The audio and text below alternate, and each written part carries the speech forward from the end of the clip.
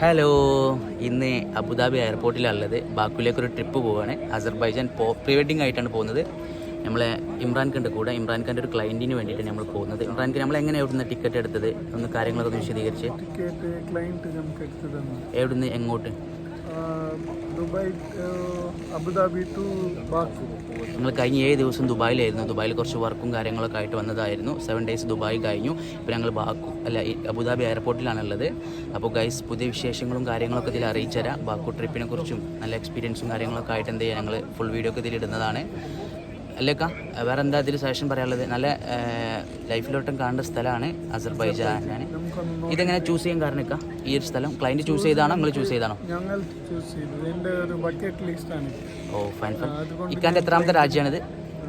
ഇത് 5ാമത്തെ രാജ്യം. ഓ ഗൈസ്, എൻ്റേത് ഇമ്രാൻ ഖാൻ്റെ 5ാമത്തെ രാജ്യമാണിത്.